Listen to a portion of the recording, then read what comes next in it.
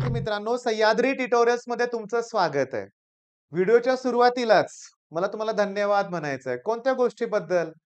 हा स्वेटर मी जे गेले 2 दिवस घालतोय ना, याच्यावरूनच माझे जुने जे काही सबस्क्रायबर आहेत, ज्यांच्याशी मी कॉन्टॅक्टमध्ये असतो किंवा ज्यांचे मी कॉल रिसीव्ह केले. त्यातल्या बऱ्याच जणांनी मला विचारलं, की "सर तब्येत ठीक नाहीये तुमची, बरोबर ना?" मी म्हटलं, "हो, बरोबर नाहीये तब्येत, पण आता ठीक होत आलेली आहे. मी बऱ्यापैकी बरा झालेलो आहे." म्हणजे मला एक तुमचं प्रेम जाणवलं. त्याबद्दल तुमचा मी मनापासून आभारी आहे. बरं, आजचा व्हिडिओ मग खूप महत्त्वाचा आहे. मला अजून आठवतंय माझा एक टॉपचा स्टुडंट. बघा मी त्याची स्टोरी तुम्हाला सांगतो. तो 9th स्टँडर्डसाठी माझ्याकडे आला ऑफलाईन क्लासमध्ये आणि पहिल्या दिवशी मी त्याला ट्रिग्नोमेट्री जो 9th स्टँडर्डचा टॉपिक शिकवला, फिनिश. एका दिवसात एक टॉपिक संपला. तर नेक्स्ट डे काय करायचं? 10वीचं पुस्तक मी घेतलं. त्यातला सुद्धा ट्रिग्नोमेट्री वर्ड प्रॉब्लेम आहेत त्याच्यात. तो देखील टॉपिक संपून गेला. म्हणजे बघा, एक पहिल्या दिवशी 9वीचा टॉपिक संपला. दुसऱ्या दिवशी 10वीचा पण त्यानं टॉपिक संपवला. तिसऱ्या दिवशी आम्ही 11th स्टँडर्ड स्टार्ट केलं. नाही संपलं एका दिवसात. एवढं सोपं नाहीये 11th पण त्यानं सुरुवात केली. फिनिश. तसे probability 10th topic, 11th topic म्हणजे 9वीत असतानाच खूप छान अभ्यास सुरू होता. 10वीला पण त्यानं माझ्याकडंच क्लास जॉइन केला आणि 10वीत सुद्धा खूप छान त्यानं इतका छान अभ्यास केला. नो डाउट चांगले पर्सेंटाइल सॉरी हे शब्द पर्सेंटाइल येतोय बरं का. त्याला खूप चांगले पर्सेंटेज 10वीत मिळाले. मग जे व्हायचं तेच झालं. मग इतके 10वीला चांगले मार्क पडले, मग तुमचा मुलगा करतोय काय? असे बाकीचे विचारतात. मग त्याच्या पालकांनी सुरुवातीला सी-ई-टीवर फोकस ठेवला होता. पण जेव्हा बाकी सगळ्या गोष्टीतून दबाव आला, मग त्यांनी त्याला पुण्याला पाठवलं. जे-ई-ईच्या प्रिपरेशनसाठी. मला अजून तो दिवस आठवतोय. 11वी त्याची निघून गेली. काही कॉन्टॅक्टमध्ये तो नव्हता.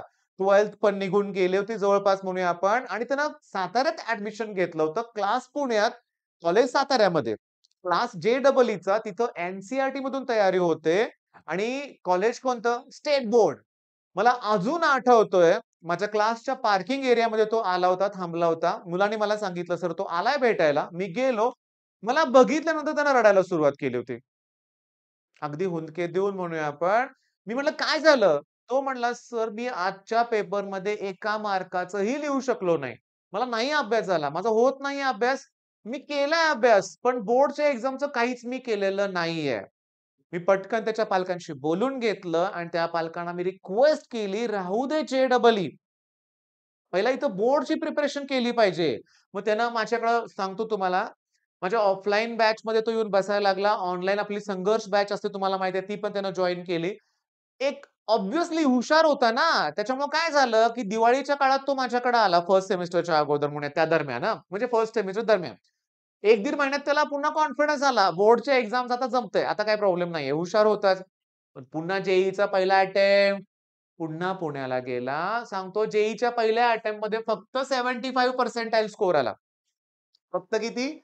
मी स्टोरी सांगितल्यानंतर दुसऱ्या अजून गोष्टी सांगणार आहे बरं का. पहिला मी स्टोरी सांगतोय. तर 75 पर्सेंटाइल. मी पुन्हा पालकांना रिक्वेस्ट केली, की सी-ई-टीकडे शिफ्ट व्हा. नाही ऐकलं. पण शेवटी बोर्डची एक्झाम झाल्यानंतर शेवटच्या एका महिन्यात सी-ई-टीकडे शिफ्ट झाला. सांगतो 96 पर्सेंटाइल मिळाले. ओके. एक ठीक-ठाक कॉलेज मिळालं. ठीक-ठाक कॉलेज मिळालं. पण त्यानं जर अगोदरपासून सी-ई-टीवर फोकस ठेवला असता, तर नो डाउट बेस्ट कॉलेज मिळालं होतं. पण यातला कुठला प्रसंग घ्या, त्याच्या डोळ्यातील पाणी, की मला नाही जमलं काय. सांगतो त्याच गोष्टीबद्दल बोलायचंय. आता बघता-बघता काही दिवसात सेमेस्टरची नोटीस येईल तुम्हाला, की प्रथम सत्र परीक्षा मराठीतून आम्ही म्हणतो. First semester exam. माझी पालकांना नम्र विनंती आहे, मुलांना पण एक रिक्वेस्ट आहे. मग काय रिक्वेस्ट किंवा विनंती आहे, की या सेमेस्टरचा अभ्यास तुम्ही करा. पण ही सेमेस्टर बोर्डच्या एक्झामपेक्षा टफ आहे. रिझन सांगू का? की बोर्डच्या एक्झामला की इंग्लिशचा पेपर झाल्यानंतर 5 दिवस सुट्टी फिजिक्स, 1 दिवस सुट्टी केमिस्ट्री आणि 1 दिवस सुट्टी मॅथ्स. सुट्टी आहे. सेमेस्टरमध्ये तसं होत नाही. आज फिजिक्स तर उद्या केमिस्ट्री, परवा मॅथ्स, एक्झाम संपली. सलग आणि फिजिक्सच्या अगोदर कुठलातरी इंग्लिश, मराठी काय असेल तो पेपर म्हणूया आपण. नाही होत. डेली अर्धा-अर्धा टॉपिकची तयारी होत नाही आणि याच्या मागचं आणखीन एक कारण सांगतो. जेव्हा बोर्डची एक्झाम सुरू असते तुमची, तेव्हा तुमचे ऑफलाईन क्लासेस सुरू असतात का? नाही. बरं, तुम्हाला काही जर्नल, प्रॅक्टिकल सबमिशन असतं का? तेही नाहीये.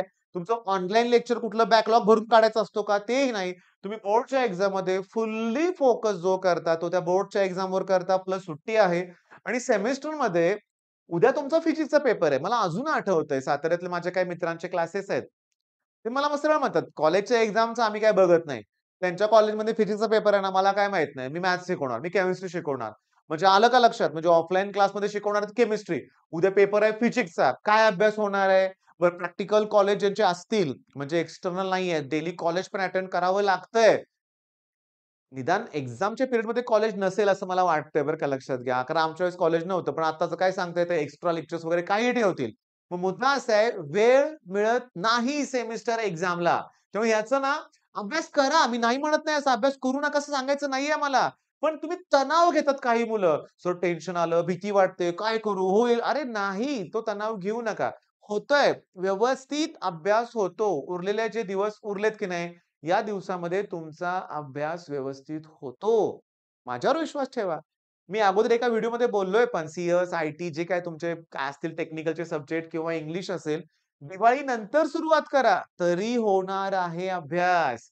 आता मला थोडंसं बोलायचं रे तुमच्याविषयी, थोडंसं बोलायचंय.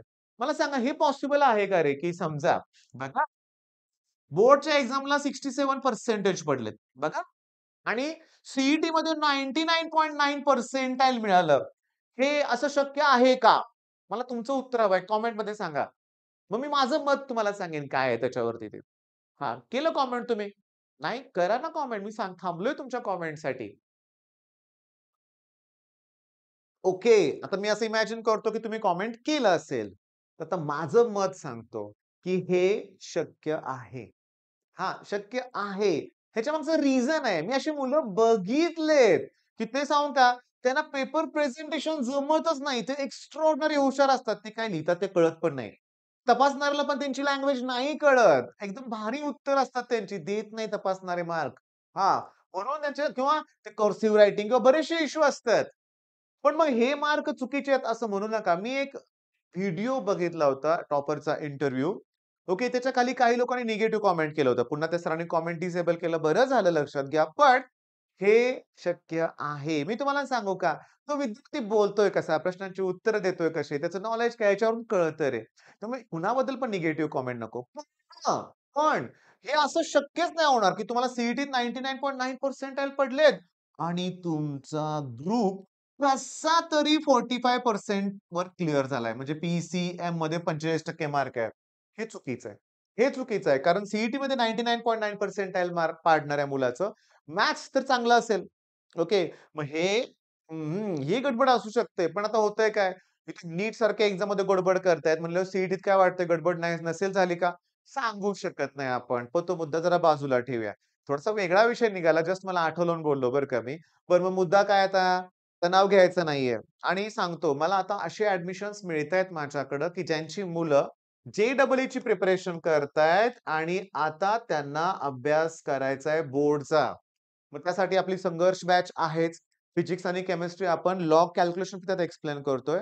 सगळं ऑर्गॅनिक, इनऑर्गॅनिक सगळे फिजिक्स केमिस्ट्रीचे बोर्डची तयारी करून घेतोय. तुम्हाला त्या बॅचबद्दल किंवा आपल्या कुठल्या बॅचेसबद्दल किंवा तुम्हाला आणखीन काही प्रश्न विचारायचे असतील, तर या नंबरवर कॉल नक्की करा. All the best.